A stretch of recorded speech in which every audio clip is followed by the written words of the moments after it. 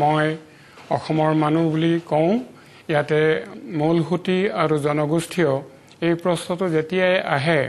তেতিয়া আগৰ বক্তাসকলে কোৱা নিচিনাকৈ ক'ব লাগিব যে ক'ৰবাত কিবা এটা আমাৰ ত্ৰুটি বিচ্যুতি ঘটিছে যেটো কাৰণত হয়তো আমাৰ বুজাবুজি কিছু ক্ষেত্ৰত শিথিল হৈ গৈছে যেটো একতাৰ বান্ধোন থাকিব লাগিছিল হেতু নাইকিয়া হৈ গৈছে ইয়াৰ কাৰণ হয়তো বহুতো আছে তাৰ ভিতৰত যে মূলসুঁতিৰ যিসকল মানুহে বুদ্ধিজীৱীয়ে হওক ৰাজনৈতিক নেতৃত্ব দিয়া লোকসকলেই হওক অথবা সাংস্কৃতিক ক্ষেত্ৰতেই হওক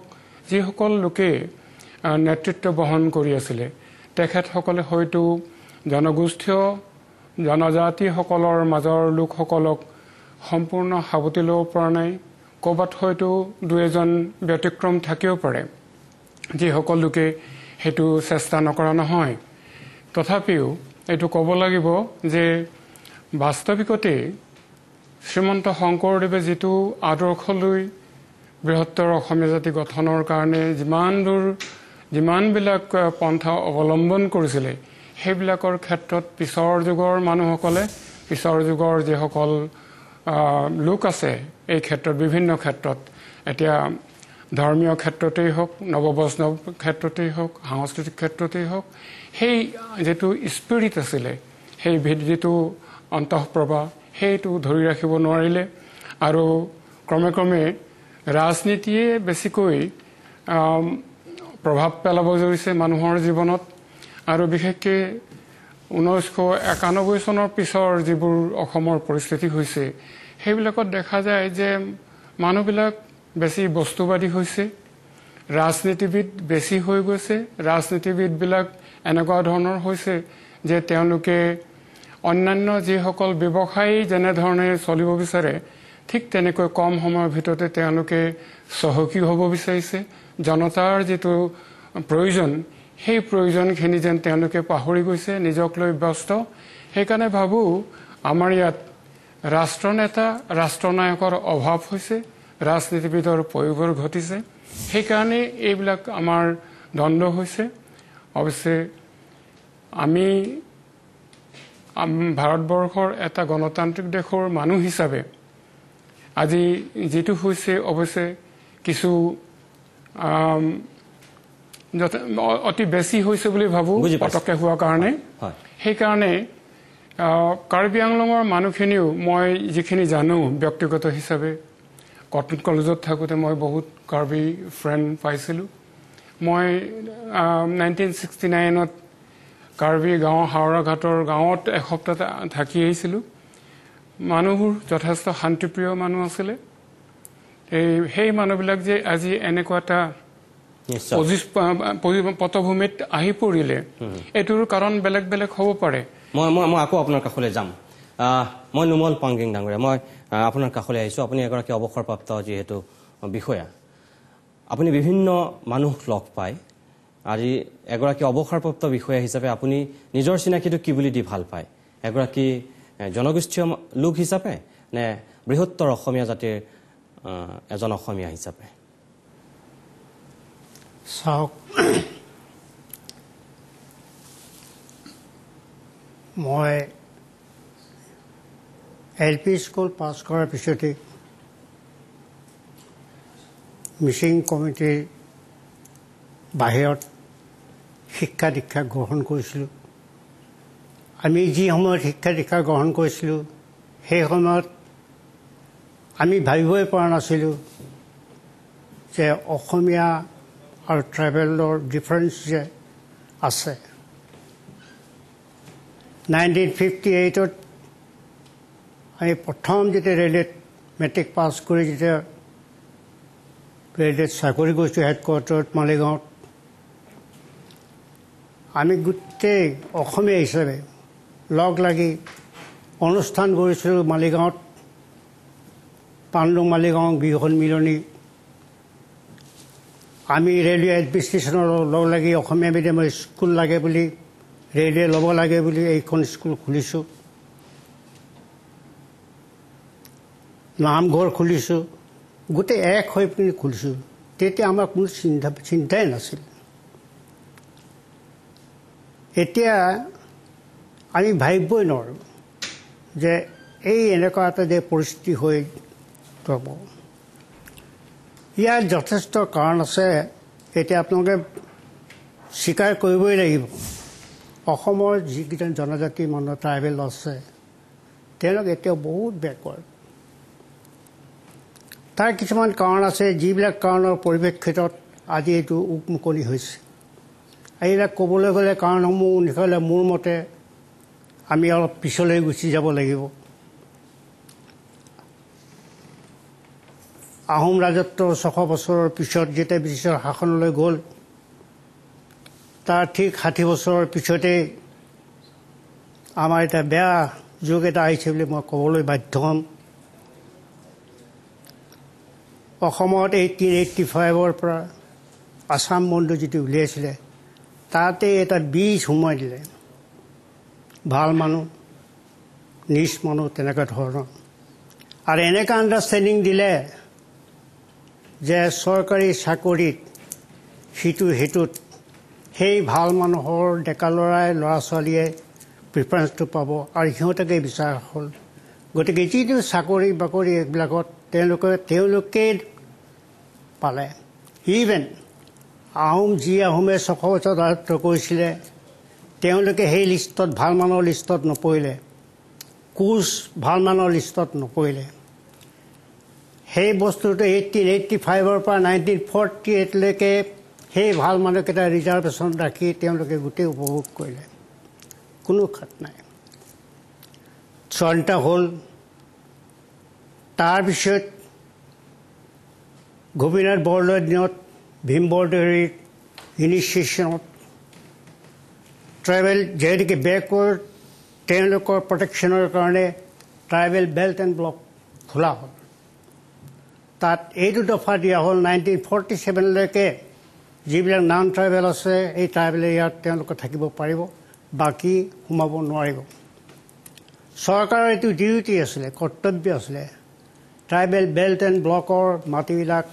প্ৰিজাৰ্ভ কৰাটো তেওঁলোকৰ কৰ্তব্য আছিলে। তাকে নকৰি আজি এই ট্ৰাইবেল বেল্ট এণ্ড ব্লকতে চব সোমাই গৈ আছে, প্ৰটেকশ্যনৰ কোনো ব্যৱস্থা নকৰিলে। যাৰ কাৰণে আজি আৰু এটা কথা দেখা যায়, যিবিলাক ট্ৰাইবেল বেকৱাৰ্ড এৰিয়া, সেই এৰিয়াবিলাকতে নন কেডেষ্ট্ৰেল কৰি ৰাখিছে, বাকীবিলাক কেডেষ্ট্ৰেল কৰি ৰাখিছে চাৰ্ভে ছেটেলমেণ্টৰ কাৰণে। আজি আপোনালোকে এতিয়াও আপোনালোকে চব, বিশেষকৈ আমাৰ মিচিং এৰিয়াত 80% মানুহৰ মাটিৰ পট্টন নাই। এইটো বৰ ভাবিবলগীয়া কথা। আজি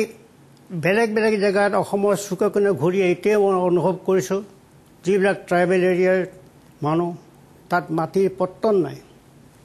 এইটো বৰ সাংঘাতিক কথা। মাটিত ইয়াতে বৰ্ণ এণ্ড বট আপ ইয়াৰে মানুহ, সিহঁত যেতিয়া মাটিৰ পট্টন নাপায় আৰু পিছত এই কালি পৰীক্ষা মানুহ চৰ চাপৰি যেতিয়া পট্টন পায়, এইটো ভাবিবলগীয়া কথা। সেইবিলাকে মানে এটা ডিছকণ্টেইনমেণ্ট এটা অহা স্বাভাৱিক। আৰু এটা লক্ষ্য কৰিছে, মোৰ মনত পৰিছে, অসমে বৰ ভাল সুবিধা এটা পাইছিলে অসমখন এক কৰিবৰ কাৰণে। এইটো যিটো 6 বছৰীয়া আন্দোলন, ইমান ধুনীয়া সুবিধা আছিলে, মানুহ স্বতঃস্ফূৰ্তভাৱে এনেকৈ ওলাই আছিলে, ওলাই আছে, জনসাধাৰণ বুঢ়া বুঢ়ী ওলাই আছিলে, চব এক হৈ গৈছিলে। তাতে এটা ঘটনা হ'ল, মই ডিটেইলছ নকওঁ। ডিচেম্বৰ 83ত মই এজন ব্যক্তিক কৈছিলোঁ যে tribal is a force in Assam and without tribal cooperation অসমৰ কোনো আন্দোলনে ছাকচেছফুল হ'ব নোৱাৰে। তাৰ জ্বলন্ত প্ৰমাণ 1960, 1971, 72। গতিকে মই কৈছিলোঁ,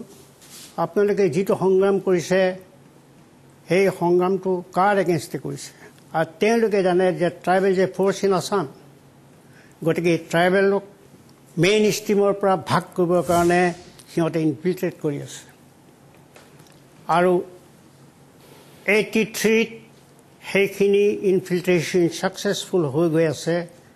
গতিকে বিভেদৰ বীজ সিঁচিলে মই ৰিকুৱেষ্ট কৰিছিলোঁ যে আপোনালোকৰ সংগ্ৰাম পৰিষদৰ ভলণ্টিয়াৰ আছুৰ ভলণ্টিয়াৰ আপোনালোকে পঠিয়াই দিয়ক ট্ৰাইবেল গাঁওবিলাকত পঠিয়াই দিয়ক বাগানত পঠিয়াই দিয়ক পাৰ্চুৱেট কৰক to bring them back to the mainstream সিহঁত প্ৰথমে নাহে কিন্তু এটা সময়ত they will definitely come back আৰু এইটো যদি নকৰে অসমৰ ভৱিষ্যত বৰ অন্ধকাৰ এই কথাটো মই ডিচেম্বৰ মই আপোনাৰ কথাখিনি মই বুজি পাইছোঁ মই আকৌ আপোনাৰ কাষলৈ যাম মই এইখিনি মুহূৰ্তত যাব বিচাৰিছোঁ জলেশ্বৰ ব্ৰহ্ম ডাঙৰীয়া মই আপোনাৰ কাষলৈ আহিছোঁ ইতিমধ্যেই সুকীয়া BTAD গঠনৰ বাবে যি দাবী উত্থাপন কৰা হৈছে বা ইতিমধ্যে যি প্ৰতিবাদৰ জোৱাৰ উঠিছে আপুনি সচেতন ব্যক্তি হিচাপে প্ৰত্যক্ষ কৰিছে মই আপোনাক তথাপিও সুধিছোঁ আপুনি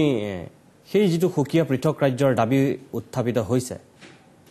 সেই সন্দৰ্ভত আপুনি কি ক'ব আপোনাৰ সমৰ্থন আছে নে আপুনি নিজকে ব্ৰহ্মতকৈ এজন অসমীয়া হিচাপে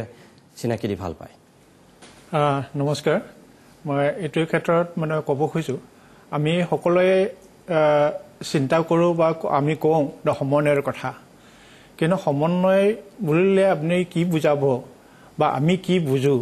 সেইটো কথাই চিন্তাৰ বিষয় হৈ আছে আমি সকলোৱে মিলিজুলি থকাটোৱেই সমন্বয়ৰ কথা আছিল কিন্তু ইয়াৰ অৰ্থটো আমি যদি সঁচাকৈ সঁচা অৰ্থত যদি আমি এইটো ব্যৱহাৰ কৰিলোহেঁতেন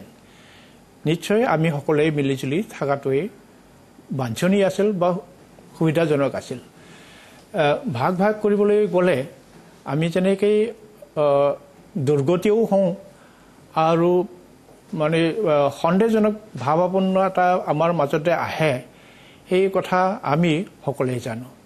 কিন্তু একেলগে থকাটোৱে আমি সকলোৱে বাঞ্ছা কৰোঁ আৰু বাঞ্ছনীয় আছিলে আৰু